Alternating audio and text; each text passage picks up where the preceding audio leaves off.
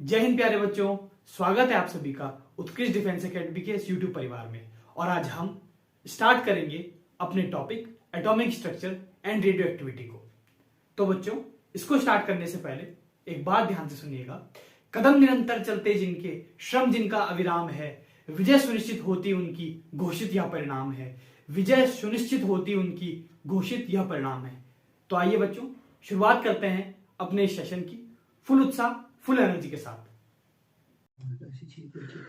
तो बच्चों, शुरुआत करते हैं अपने इस नए चैप्टर की, जिसका नाम है atomic structure and radio activity.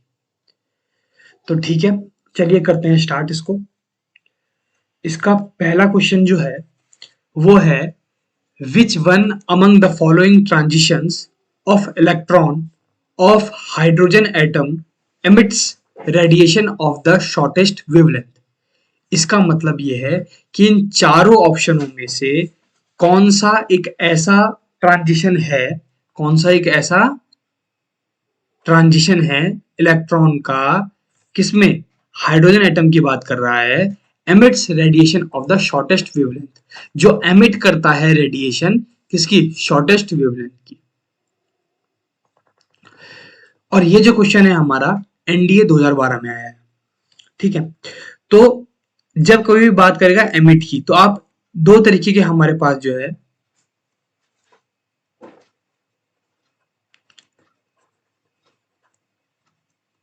दो तरीके के ट्रांजिशन की वजह से हमारे पास दो स्पेक्ट्रम जनरेट होते हैं, याद रखिएगा आप। ठीक है, एक होता है हमारे पास एमिशन स्पेक्ट्रम।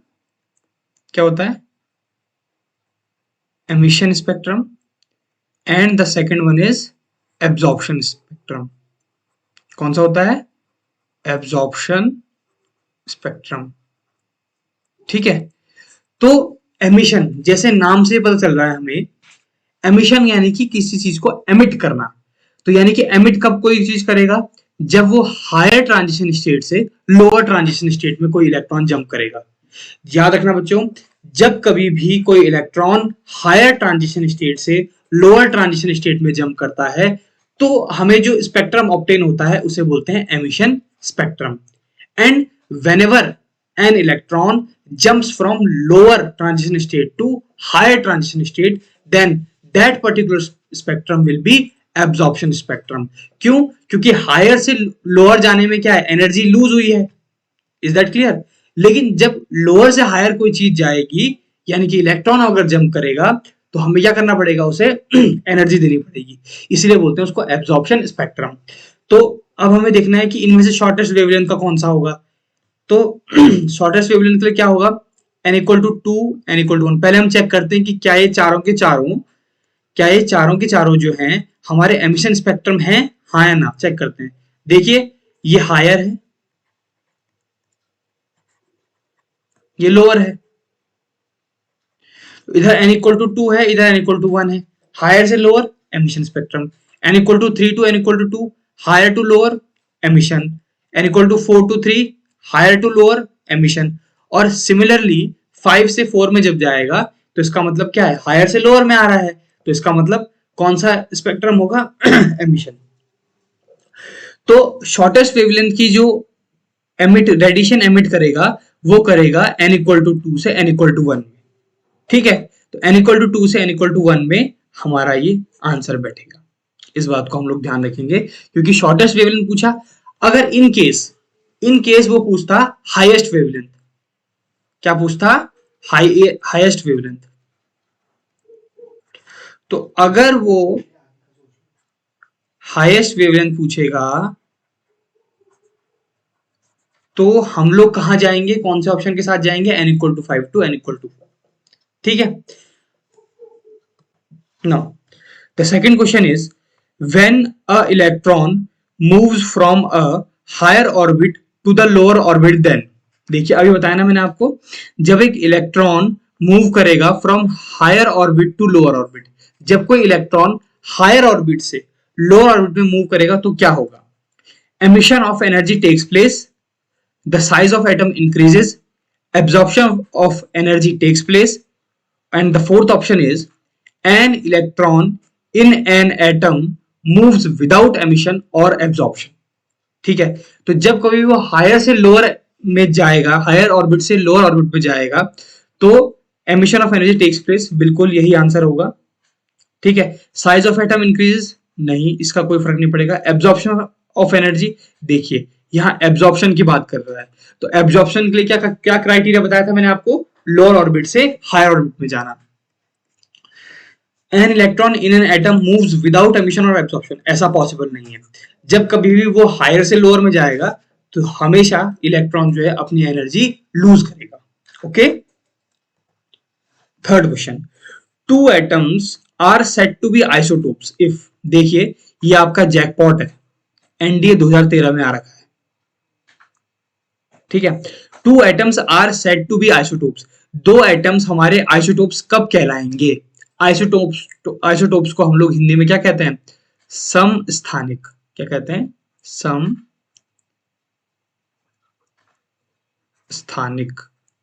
ठीक है, तो ये है समस्थानिक। दो एटम्स कब हमारे आइसोटोप्स कहलाएंगे? They have same atomic number but different mass numbers.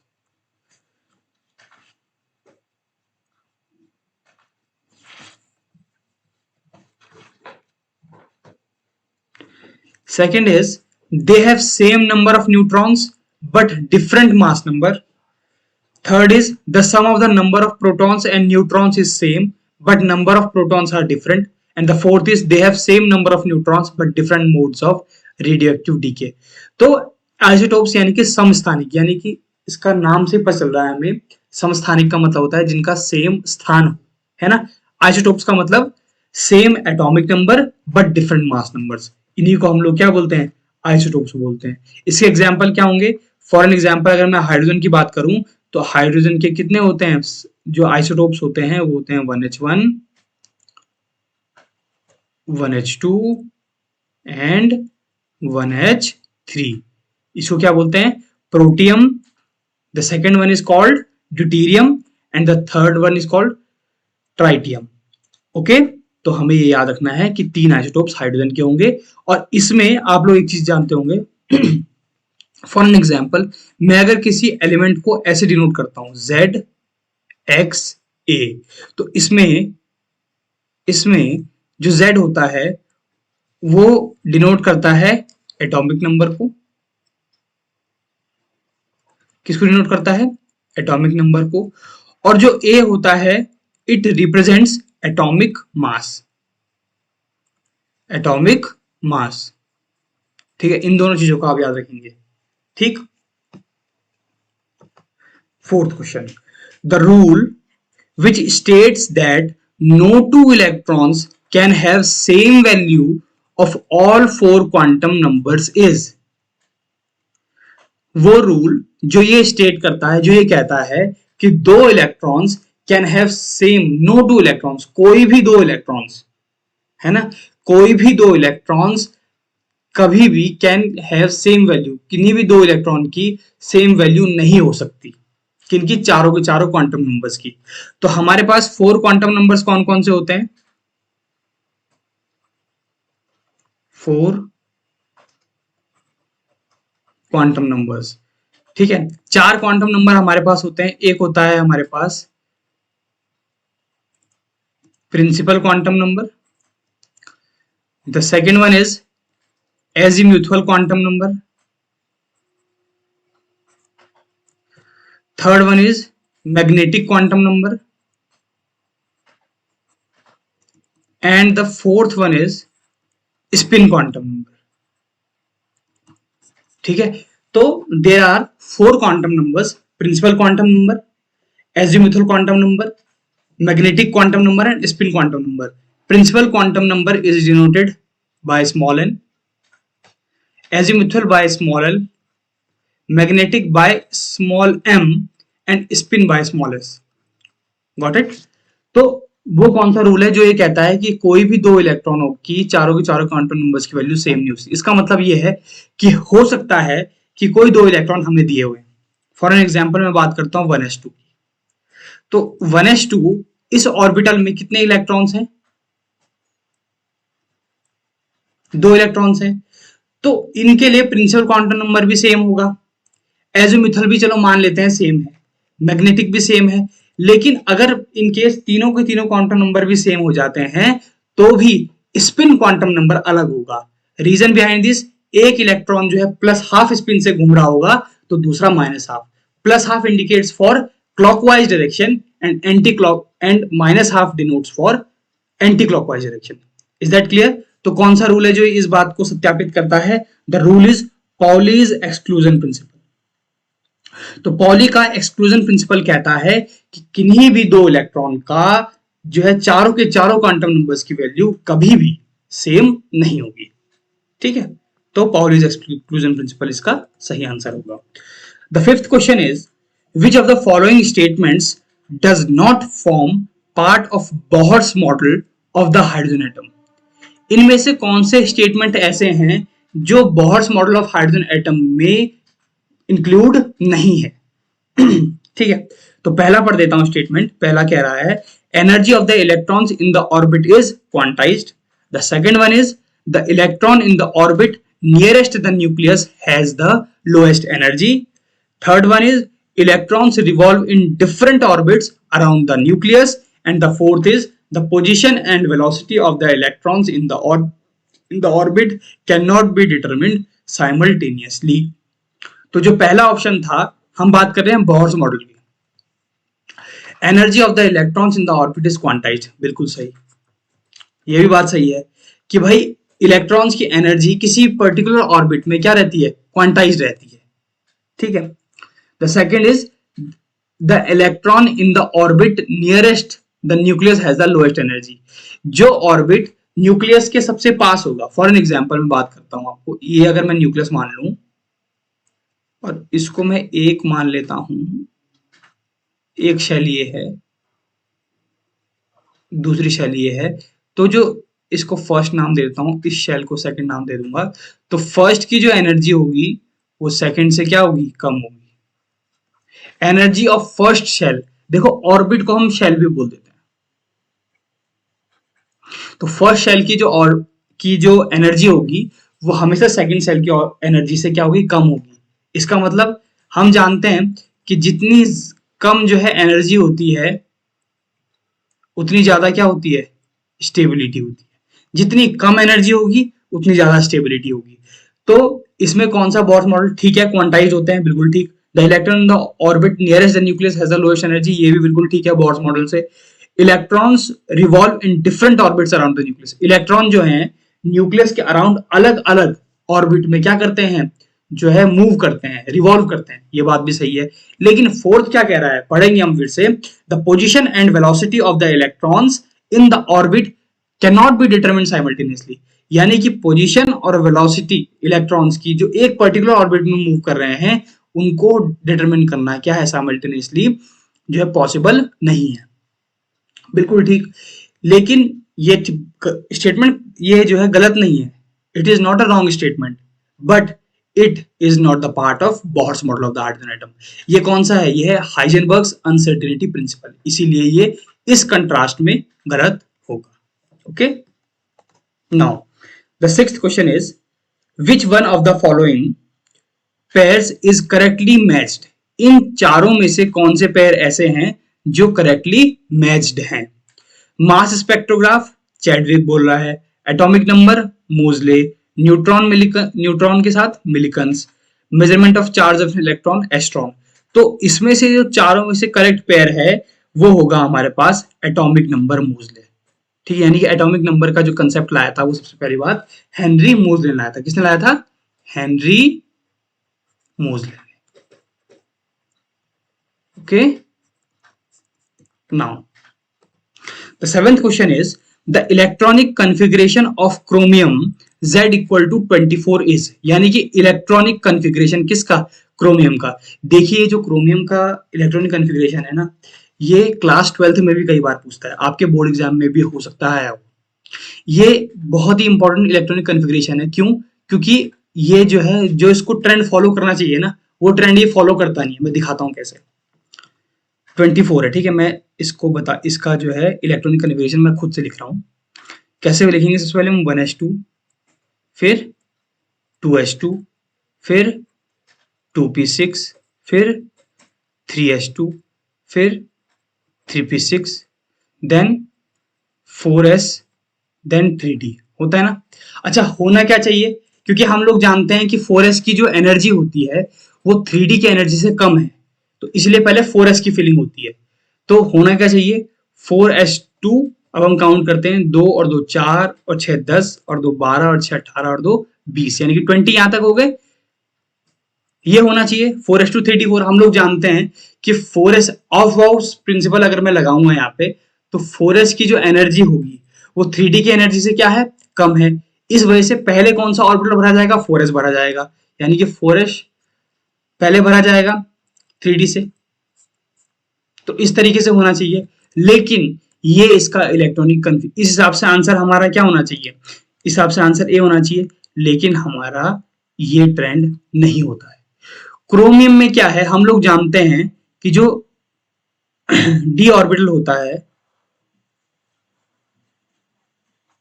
इसमें 1 2 3 4, इसमें 5 ऑर्बिटल होते हैं। डी में कितने ऑर्बिटल होते हैं, 5, जिनके नाम क्या क्या हैं, dxy, dyz, dzx, dx2y2 and dz2। ये होते हैं 5 ऑर्बिटल डी में। तो अब अगर मैं बात करता हूं क्रोमियम का, जो राइट इसका जो कॉन्फ़िगरेशन होगा वो होगा 1s2, सही है, 2s2 बिल्कुल ठीक, 2p6 बिल्कुल ठीक, 3s2 बहुत सही, 3p6, 4s1 एंड 3d5। ठीक है, तो हम लोग जाएंगे ऑप्शन नंबर बी के साथ, first will not be the right answer.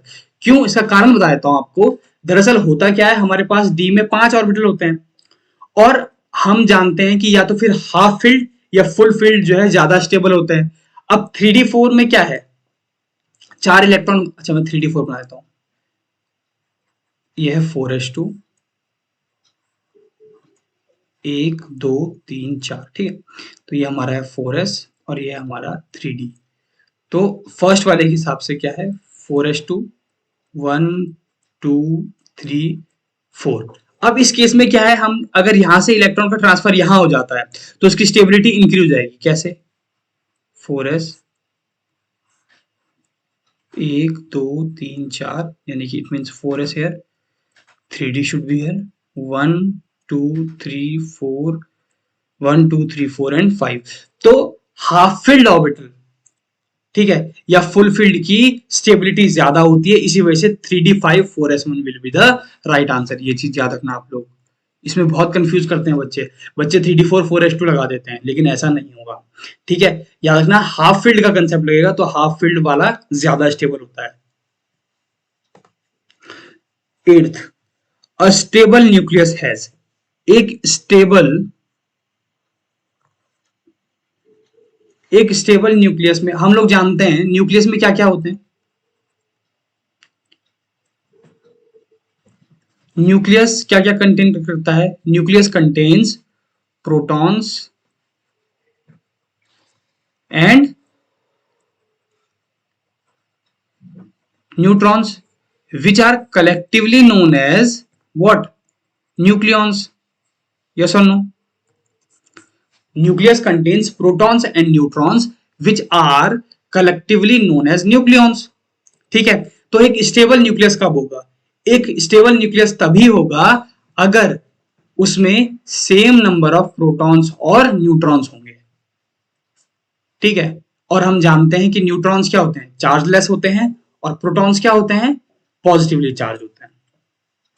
Now the 9th question is, protons and neutrons are bound in a nucleus by, यानी कि प्रोटॉन्स और न्यूट्रॉन्स न्यूक्लियस में किससे बाउंड होते हैं, किससे बंधे होते हैं।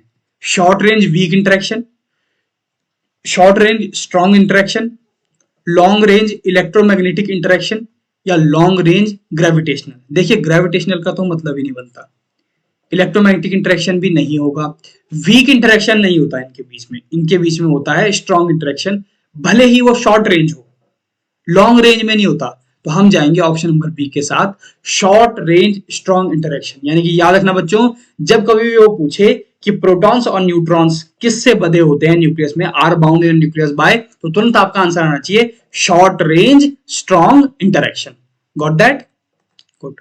Now 10th question, the phenomena of radioactivity was discovered by. जो फिनोमिना था रेडियो एक्टिविटी का, वो किसने डिस्कवर किया? ठीक है, हम ऑप्शन पढ़ लेते हैं, पहले मैं आपको इसे बताता हूँ इसके बारे में। Marie Curie, Pierre Curie, Henri Becquerel या जे थॉमसन। जैसे ही हम रेडियो एक्टिविटी देखते हैं, कई बार क्या होता है रेडियो एक्टिविटी जैसे हम लोग देखते हैं, अच्छा ये क्वेश्चन जो है आपका एनडीए 2013 में भी आ रखा है।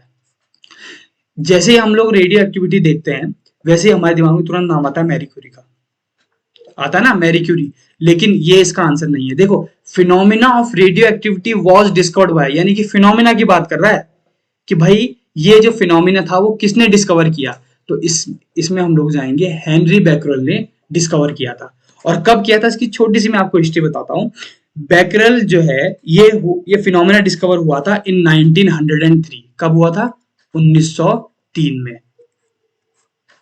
ठीक है, 1903 में जो है हेनरी बेकरल ने रेडियो एक्टिविटी वाला फिनोमिना जो है वो डिस्कवर किया था, और इसी के लिए सन 1903 में उन्हें जो है फिजिक्स का हाफ नोबेल प्राइज मिला था। ठीक है, लेकिन बाकी हाफ किसको मिला था? मैरी क्यूरी और पियरे क्यूरी को। इसका कारण यह है कि इन्होंने फिर इसी फिनोमिना को आगे और पढ़ा और इसके बारे में डिस्कवरीज की, और इसको इन्होंने जिस फिनोमिना को आगे पढ़ा उसे बोलते हैं बेकरल रेडिएशन। ठीक है, तो जब कोई भी फिनोमिना की डिस्कवरी की बात करें तो Henry Becquerel will be the right answer. Now 11th question, which of the following is the correct sequence in terms of increasing mass? ये चार हमें चीजें दे रखी, प्रोटॉन, इलेक्ट्रॉन, अल्फा पार्टिकल और हाइड्रोजन एटम।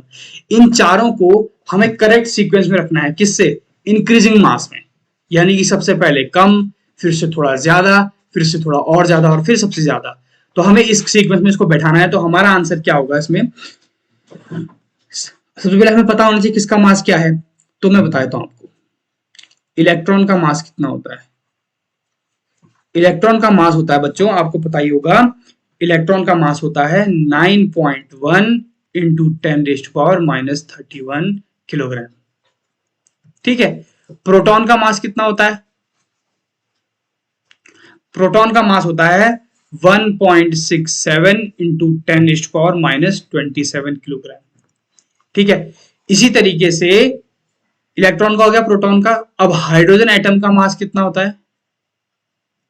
इसका मास होता है, वैसे तो हम लोग जानते हैं हाइड्रोजन एटम का मास, अगर बात करूंगा तो 1.008 यू बोलेंगे आप, लेकिन इन किलोग्राम की अगर मैं बात करूंगा तो हाइड्रोजन एटम का मास होता है 1.67 into 10⁻⁻27 kilogram. And alpha particle, तो अल्फा पार्टिकल हम लोग जानते हैं ना क्या होता है। अल्फा पार्टिकल जो होता है वो होता है हीलियम का डबली आयन। कौन सा? पॉजिटिवली चार्ज डबली आयन, यानी कि He2+ को हम लोग क्या बोलते हैं? Alpha particle. और इसका मास होता है 6.64 इंटू 10⁻⁻27 किलोग्राम।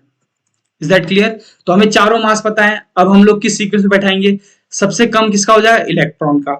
क्यों? क्योंकि 9.1 इंटू 10⁻⁻31। फिर किसका हो जाएगा? प्रोटॉन का 1.67 इंटू 10⁻⁻27 किलोग्राम। हाइड्रोजन एटम का 1.67, इसके आगे दो और अगर मैं बढ़ा दूंगा 1.6735 हो जाएगा इंटू 10⁻⁻27 किलोग्राम। फिर हाइड्रोजन एटम आएगा, and in the last alpha particle. So we can conclude that alpha particle is most heavier particle among these four. तो इलेक्ट्रॉन, प्रोटॉन, हाइड्रोजन एटम और अल्फा पार्टिकल में सबसे लीस्ट जिसका मास है वो है इलेक्ट्रॉन, फिर उसके बाद प्रोटॉन, फिर hydrogen atom, and then alpha particle. Okay, now the 12th question is the nucleus of a singly ionised carbon atom contains. Nucleus किसका? सिंगली आयनाइज्ड कार्बन का कंटेन करके रखता है क्या? ये क्वेश्चन आपका एनडीए 2012 में आ रखा है और ये क्वेश्चन भी इजी है, ठीक है। न्यूक्लियस सिंगली आयनाइज कार्बन का क्या क्या कंटेन करके रखता है, याद रखना आप लोग एक बात, जब कभी भी किसी भी एटम के ऊपर कोई भी चार्ज लगा हुआ है, फॉर एन एग्जांपल मैं आपको सोडियम की एग्जांपल समझाता हूं। देखिए सोडियम है, तो सोडियम की अगर मैं बात करता हूं तो इसमें अभी फिलहाल सोडियम क्या क्या कंटेन करके रखता है, इसमें 11 तो प्रोटॉन्स हैं, 11 इसमें क्या है न्यूट्रॉन्स हैं, एंड 11 ही इसमें क्या है इलेक्ट्रॉन्स हैं। लेकिन जैसे ही मैं Na+ कर दूंगा, जैसे ही मैं Na+ कर दूंगा तो क्या हो जाएगा, एक इलेक्ट्रॉन इसमें से रिड्यूस हो जाएगा, तब इसमें कितने इलेक्ट्रॉन बचेंगे, 10 इलेक्ट्रॉन। इसका मतलब कभी भी किसी एटम के ऊपर अगर चार्ज आ रहा है तो न्यूट्रॉन प्रोटॉन में अंतर नहीं आता, number of electrons decrease increase होता है। तो इसीलिए singly ionise carbon atom contains 6 protons and 6 neutrons. Okay, now the 12th question is principal, azimuthal and magnetic quantum numbers are respectively related to, यानी कि प्रिंसिपल क्वांटम नंबर को small n से denote किया था, एजीमुथल को small l से, और magnetic quantum number को स्मॉल एम से, आर रिस्पेक्टिवली रिलेटेड टू। ये तीनों के तीनों किससे रिलेटेड हैं? देखिए प्रिंसिपल क्वांटम नंबर जो है वो रिलेट करता है, साइज से रिलेटेड है, एजीमुथल क्वांटम नंबर शेप से रिलेटेड है, और मैग्नेटिक क्वांटम नंबर ओरिएंटेशन से रिलेटेड है, कि यानी कि 3D स्पेस में इसका ओरिएंटेशन कैसा होगा, किस तरीके की इसकी जो है डायरेक्शन होनी चाहिए, कैसा होना चाहिए, है ना। फॉर एन एग्जांपल अगर हम सपोज बात करते हैं एस ऑर्बिटल की, ठीक है, तो एस ऑर्बिटल का जो साइज होता है वो डिपेंड करता है कि कौन सा क्वांटम नंबर है, मान कौन सा प्रिंसिपल क्वांटम नंबर है, 1s है तो साइज छोटा होगा, 2s है तो साइज 1s से बड़ा होगा, 3s है तो 2s से साइज बड़ा होगा। ओके, शेप की बात करें तो एस की शेप क्या होती है, स्फेरिकल होती है ना। एस की शेप क्या होती है, स्फेरिकल, आप लोग याद भी कर सकते हैं। एस ऑर्बिटल की शेप कैसी होती है, स्फेरिकल। पी ऑर्बिटल की शेप कैसे होती है, डम्बल। डी की कैसी होती है, double dumbbell, double.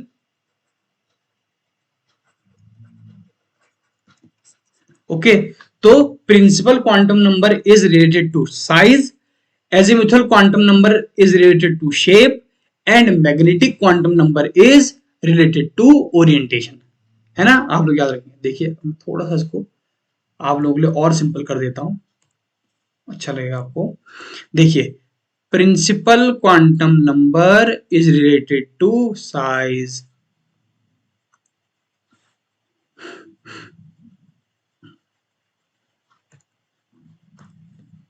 azimuthal quantum number is related to shape, and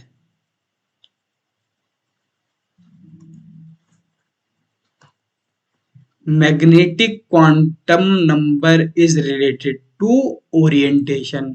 ठीक है बच्चों, अगर इसमें वो पूछ लेता spin quantum number, spin quantum number, तो spin is related to spin, that means it is revolving, it is rotating in clockwise direction और anti clockwise direction. Is that clear, spin का स्पिन से रिलेशन होगा। 14 question, which of the following is not permissible, in चारों set में से कौन सा ऐसा है जो परमिसिबल नहीं है। परमिसिबल मतलब हम लोग सिंपल भाषा में कहते हैं अलाउड। तो n equal to 4, l equal to 3, m equal to 0 हो सकता है, n equal to 4, l equal to 2, m equal to 1 बिल्कुल, n equal to 4, l equal to 4, m equal to 1, n equal to 4, l equal to 0 and m equal to 0। देखिए एक बात याद रखिएगा, कभी भी n और l की वैल्यू सेम नहीं हो सकती, तो हम लोग ऑप्शन नंबर सी के साथ जाएंगे। n can't be equal to small l, n की वैल्यू स्मॉल l के बराबर नहीं होगी कभी भी, क्यों, क्योंकि l की वैल्यू हमेशा होती है n-1 तक, 0 टू n-1। इट मींस अगर हमें n इक्वल टू 2 दिया है, क्या दिया है, n इक्वल टू 2 दिया है, तो इसका मतलब l की वैल्यू होगी 0 टू 1, 0 टू n-1 होगी ना, तो कभी भी ये दोनों बराबर आपस में नहीं होंगे। Now the 15th and the last question is radiocarbon dating technique is used to estimate the age of, यानी कि रेडियोकार्बन डेटिंग टेक्निक जो है, कौन सी technique, radiocarbon dating technique is used to estimate the age of, किसकी age निकालने के लिए जो है इसका इस्तेमाल किया जाता है, रॉक्स का, सॉइल का, फॉसिल्स का या बिल्डिंग्स का। तो इसका जो है किसके लिए करा जाता है, इसका इस्तेमाल किया जाता है फॉसिल्स के लिए। ठीक है, तो radio carbon dating technique is used to estimate the age of fossils. Okay, तो बच्चों इन्हीं 15 क्वेश्चन के साथ ही हम लोग इन 15 एमसीक्यूज को कंप्लीट कर दिए हमने, और इसकी मैं एक वीडियो आपके लिए कल और लेकर के आऊंगा, और उसमें भी हम लोग 15 एमसीक्यू करेंगे, इसी को कंटिन्यू करेंगे बेसिकली, और अपने 15 एमसीक्यूज आगे कंप्लीट करेंगे। ठीक है, तो ये चैप्टर भी आप लोगों के समझ में आ रहा होगा और समझ में आ गया होगा काफी कुछ जितना मैंने समझाया है। बस आप लोग प्रैक्टिस करते जाइए क्वेश्चंस की, और क्वेश्चंस पढ़ते जाइए। ठीक है, जितने क्वेश्चन मिले आप उतने क्वेश्चन कीजिए, और साथ में ही इन क्वेश्चंस को रिवाइज करते रहिए, क्योंकि हमने जो अपना कंटेंट बनाया है उसे एनडीए को ध्यान में रख के बनाया है, ताकि ये क्वेश्चंस एनडीए में भी आ सकें। इस तरीके का हमने, ऐसा नहीं बिल्कुल बाहर से नहीं दिया है, हमने एनडीए को ध्यान में रखते हुए ये चीजें बनाई गई हैं, और हमने एनडीए की प्रीवियस ईयर्स के क्वेश्चन भी रखे हैं, ताकि आप लोगों के अंदर कॉन्फिडेंस डेवलप हो कि आप जो है एनडीए क्वेश्चंस को भी बना सकते हैं जैसे ये बन रहे हैं। ठीक है, तो आई होप कि आपको वीडियो पसंद आई होगी। आप सब लोग बार बार इनको रिवाइज कीजिए, अच्छी तरीके से पढ़िए, और जो कुछ समझ में नहीं आ रहा है आप उसे कमेंट बॉक्स में भी हमारे लिए भेज सकते हैं। हम जरूर आपकी जो प्रॉब्लम है उसको सॉल्व करने की पूरी कोशिश करेंगे। ठीक है, तो आप लोग स्वस्थ रहें, मस्त रहें और पढ़ते रहें, यही हमारी आशा है। आप लोग सही से पढ़ेंगे, आप जरूर अपने ड्रीम तक पहुंचेंगे। ठीक है बच्चों, तो मिलते हैं आपसे कल अपनी नई वीडियो के साथ इसी चैप्टर की। तब तक के लिए बाय।